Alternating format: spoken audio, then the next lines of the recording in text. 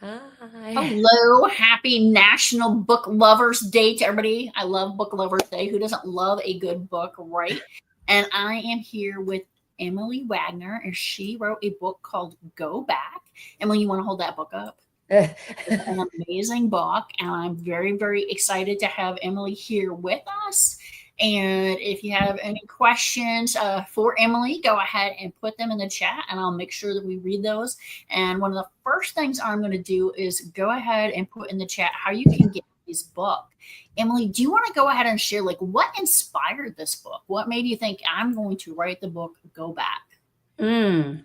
Well, well, the book is about a lot of it revolves around technology, and a lot about smart tech. And all of us have our phones like attached to our hip. And I know me, I rely on my phone a lot, and mostly GPS. And I just started thinking, like, what happened to my phone just got taken away from me, and um, and I had no, like, I only know my own phone number, and my husband's phone number. And what if that got taken away, and I had no one's phone number, and I had no GPS? Where, like, and I was like dropped off in the middle of nowhere. Like, how would I wouldn't know who to call. I didn't wouldn't know, like, who to call or how to get anywhere. And then that just kind of spiraled, and I just started thinking about, government suppression and all that. And then the idea of Sarah and a journalist kind of came into my head, with all that. So yeah. It's funny, my sister and I were talking about how we still know our phone number from kindergarten because, like, back in the 80s, in the 70s, like, this is what you did, like, you had to know these numbers. But now it's like, I don't know people's numbers. Like, I couldn't call my sister right now. Like, I would have to drive to her house. Exactly. Yeah. And that was the whole idea behind it. Great. Okay, so your writing journey, what inspired you to actually go ahead and say, you know what, I have these concepts, I have these ideas, and a lot of times people have the idea, right? Or they might even like write a chapter or two and just be like, I'm done. What helped you? What inspired you to get to the finish line where you have this amazing published book? Well, with me, I have like a ton of ideas. There's ideas always running through my head. And I'll write them down or I'll think about them. But I think the nagging stories that just will not get out of my head, they keep coming back to me. And it's like, it's almost like a living thing in my head that's just like, you have to write me, you have to write me. So I don't know. I don't know if it's a writer thing or what, but it's just, I had to write it. So I just started, and that's kind of where it went. Isn't It's that kind like of the an worst? Like when a instinct. character won't let you sleep and you're like, look, I just want to sleep. And they're like, no, you have to write about me It, or you're not going to sleep tonight. yeah, I mean, it takes on a life of its own. It's like, I don't know. It's like it almost becomes like the characters are kind of. I mean, they're not real. I don't want to sound weird, but it's just like you start writing it, and you just have to, because the characters become like, they become real to you, and you just have to finish it. It's okay. You're talking to writers and readers. I mean, that is the goal. You want characters um, where people are invested, right? You want to make sure that you have those characters where, like there's sometimes I'm like, I don't care if a character dies because I'm not invested, right? Mhm. And other times you're like, oh my gosh, like what's going to happen? When is the next book coming out? So Yeah. speaking of which, you have go back, or is there going to be any sequels? Is there going to be all a series, or is there going to be similar books? What is your future of writing? Well, people ask me about this all the time.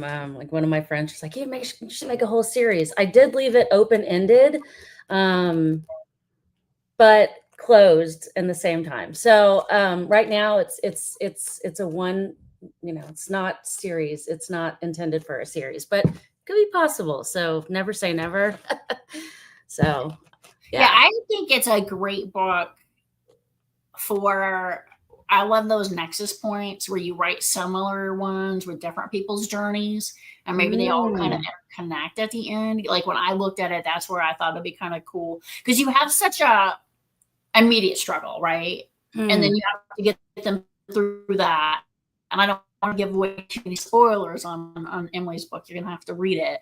But anytime you're writing these kinds of post-apocalyptic world-ending books, so you've got these characters, but then I thought there would be other characters who are survivors, right? And so maybe you have like several like different books, and then in the end, maybe the different characters. I don't know. That was kind of my part when I was stop. Now I have to write like a prequel or something, like, or I could do like the Go Back movement version of it, like in their POV or something like that. Yeah. So I just think there's a lot of now I have to start writing that. And what I'm going to put in for the chat, for the comments for everybody, is EmilyWagnerWrites.com is where you can find Emily. You can subscribe to her newsletter. You can do all those things. So make sure you are checking her out. What else can they find on your website, Emily? Oh, they can find like where I'm going to be, where I'll be doing readings. So, for example, I'll be doing a reading in Frederick, Maryland next week. A lot of authors will be there doing reading, and then I'll also be in Worldcon in Seattle next week. So if you're there, or if you're going to be doing the virtual con, just check it out. I won't be on any panels, but I will be doing a reading with Broad Universe.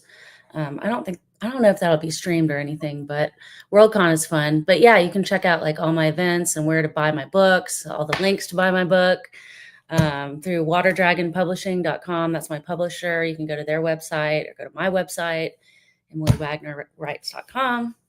So Emily and I are going to meet in person next year in August in Maryland, right? In Baltimore. Oh, yeah? Yeah, that's where I met you. Remember, we have a conference that we're both going to, a little writers, authors. I do not remember the name of the event, but it is in August. I'm going to find it now. Awesome. Because I was like, because I used to be in the DC area and moved out here, and I was looking for something next year to kind of head back out there to DC. And so I was like, oh my gosh. And it featured you, and I said, dystopian fiction. I was like, oh my gosh, like we totally have to do this. So, but you have a lot of events. That's exciting. Yeah. And you can also find Emily on Facebook. I'm going to put her little Facebook link in here as well. So make sure that you are finding her, following her. So let's talk a bit more about the book. What was the hardest scene or character for you to write, and why? Like, what's the story there behind the scenes? Ooh, the hardest character to write. Ooh, there are a lot of characters. So this is a dual POV. So I have Sarah, who is the journalist who is fighting against Go Back. And then I have Olivia, who is part of Go Back, who she's kind of like defecting. So it was kind of hard to write like their two different voices and make them distinct. And then there's also their two kind of cohorts, like Ed and Chris. So I think making their voices distinct was kind of a little challenging for me. But I don't know. That's about all I can think of. But writing the different characters, also like writing the evil characters. I don't know. I kind of like writing the evil characters. Does that make me evil? I liked writing Dr. Rose. He was the evil doctor who was like always drugging Sarah. He was kind of fun to write. But I don't know. I had fun writing it. It was challenging writing from the perspective, like the military characters. I had to do some research about that, like the whole, Go Back, the whole building, and it's kind of based on the military structure. So that was a little challenging, but it's a made up futuristic world. So I kind of took some liberties there. Yeah, that's the thing. Nobody knows what the future is going to bring. So let's talk a bit about your writing style. I think writing styles were super interesting, both as a fellow author, but also as readers, because there's a lot of approaches. Some people are very, very structured and they have it all mapped out. And then some people are intuitive. And I love the first time I ever called them pantsers. They just fly by the seat of their pants. And then there's people who are kind of hybrid and they do something in between. Like, what is your writing style and what do you prefer? Well, with this book, I totally pantsed it. So I wrote this book back in 2017, and I wrote it during NaNoWriMo. I not sure if that exists anymore, but That's so I November. wrote it. Yeah, National. Yeah, so I that's wrote still it. big. Well, I wrote the majority of it during NaNoWriMo. So I was just like, basically banged it out in 1 month with no outline or anything. Because, like I said, it was just a story that couldn't get out of my head. And then, so I'm a pretty fast writer. So I wrote it fast. And then the editing was what really challenged me. Since then, I've learned I'm kind of more of a hybrid writer. So my next book, I really tried to outline it more, but I don't think I'll ever be a very structured, like scene by scene, like really detailed outliner. I'm not like that. I'm more of a hybrid, generalized mapping. My favorite book was Save the Cat. I should have pulled it out, but Save the Cat was my favorite outlining book ever. It's really good. I'll put a link on my website. It was my favorite book to use. Well, I will definitely. I've never read Save the Cat, so I'm super curious and interested in reading that. I'll put a link in the chat for it. That was my favorite, but there's so many different writing books, and you just have to find what works for you. Yeah, really I'm old school, so I use the Stephen King How to Write because I feel like that is such a good book. And Stephen King, when he wrote that, I was like, this is Stephen King does well. I could write this. Completely different genre. I can't do horror. But I love him. I love him. Yeah. So I always I have a little bit of horror, I think, in me. One day, maybe I'll write a pure horror, but I always think I have a little elements of horror.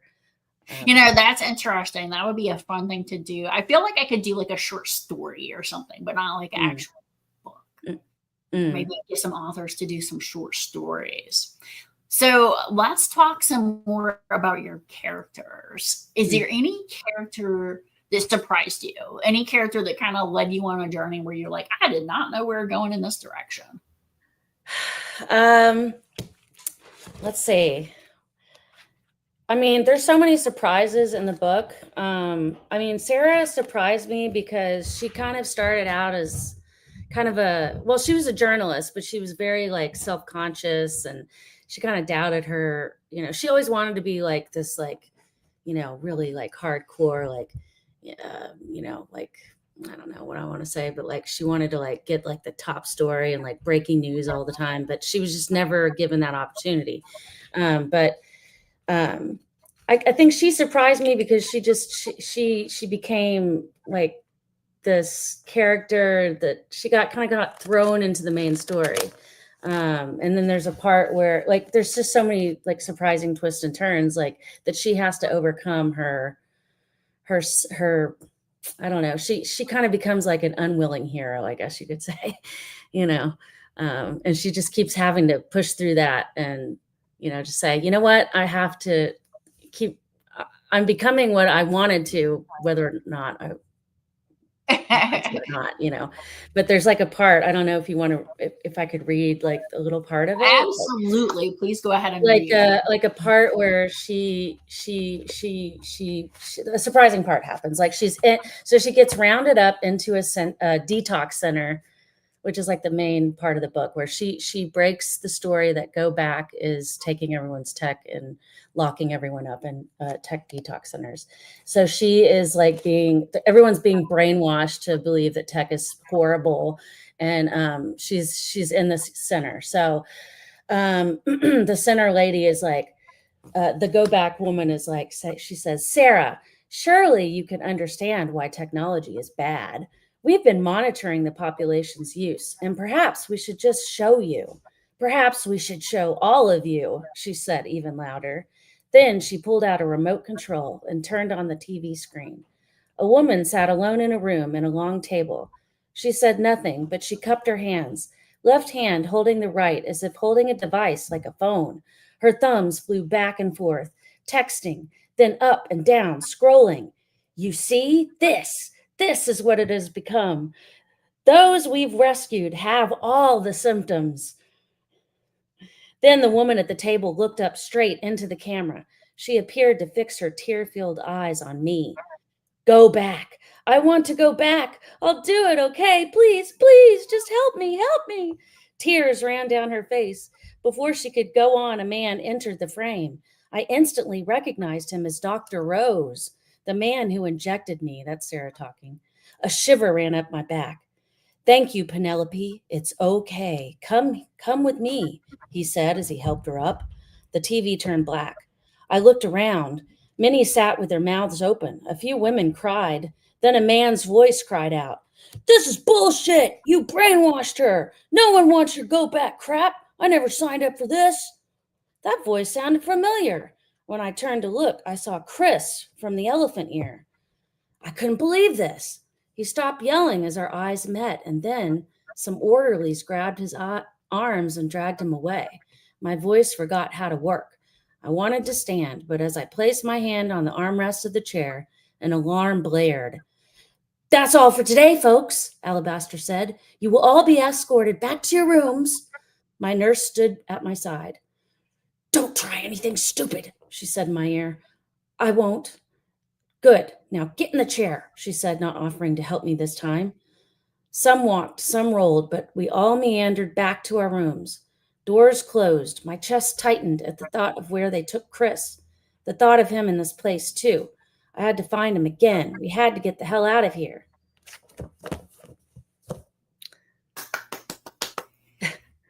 So for those of you who are just tuning in, this is Emily Wagner, and Emily Wagner is written the book Go Back. And what chapter was that from, Emily?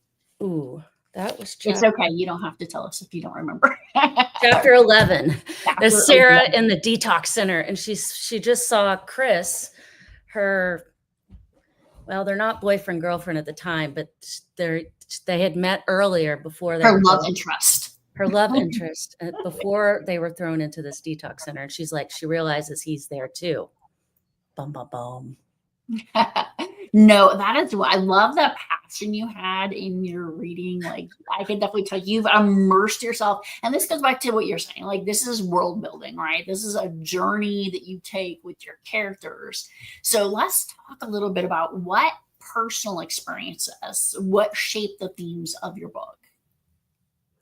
I mean, if you don't write from your personal experiences, I mean, it's just not going to, I don't want to say it's not going to be a good book, because if you draw, I mean, I draw from my personal experiences. I was a journalist.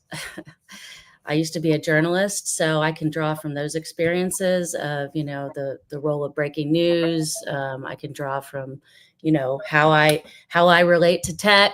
I can, you know, I don't know, just all that kind of thing. The role of friendships and how you rely on other people. So I think that the threat of government suppression in your life, in 2016, a lot was going on in the world. I was kind of drawing on that. So I think that you really have to draw on your personal experiences and your fears, your doubts, your goals, the world around you, the bigger world. So, I mean, you have to do that. I drew on a lot of personal experience, and yeah. No, I think that's wonderful. And from that, I kind of really want to touch into, what do you want your readers to take away from this experience? They read Go Back. It's this really compelling story about technology versus kind of not technology, kind of going back into really the olden days, right? And what do you want the readers to take away? What kind of conversations do you want people having about this book? Just like, you know, what would you do if your rights were being taken away, or, you know, what would you do? How far would you be willing to go or fight for XYZ? I know it's, you know, it's tech. And just thinking, like, I thought, like, right now, when I wrote this back in 2017, and obviously the idea had been brewing for before that, but like right now, like, AI is so big. I didn't include a lot of AI in here because it just wasn't on the radar back then. But like, if I was writing it right now, I would include a lot of AI, because that's kind of what people are thinking about right now. But um, yeah. Um, Yeah, I think that's a great point about what are people willing to stand for, and what's the line. The drugging and the loss of autonomy, being locked into rooms. I think, wow, 2025 is definitely time to be thinking about those kinds of things, right? yeah, like what is like what it what's the who's the enemy? Is the tech the enemy? Are the people the enemy? Like right now, like I said, AI, like is AI the enemy? How can we use it for good? Is everything, not everything is black and white, but should it just be free reign? Just open AI, no regulations. It's all up for debate. Technology I always say you can't live with it, can't live without it kind of thing.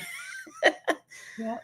So lots of complicated things to be thinking about. So one of the things I want to do is just promote the show real quick. So I'm going to put in the chat, if you want to support 24 authors in 12 hours, we do take donations. We also have merch now. I'm very excited. My coffee mug did not come in. I was really sad, but we do have coffee mugs now. We have water bottles. So if you, anybody out there wants to purchase any of this or donate, one of the things I think is very important on the author journey is we have to really promote our own materials, our own books and things like that. And so one of the things I want to do is make sure that this is a free service and that this is something where authors are able to come and join us and be able to say, okay, like I've got a wonderful opportunity to share on this platform. And the last thing I'm going to do is shamelessly plug my own book. It is available free for download all day long. It is called Decoding History, The Invisible Thread.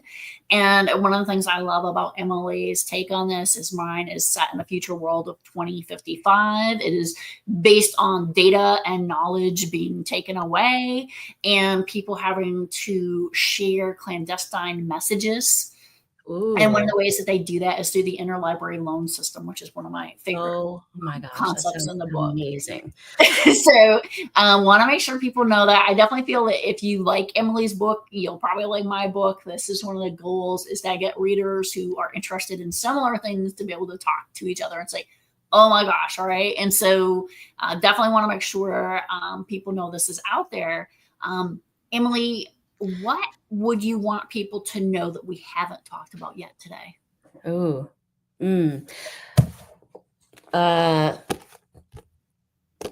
I think Go Back I would say it's like a speculative thriller. I would say it was a very fast-paced read.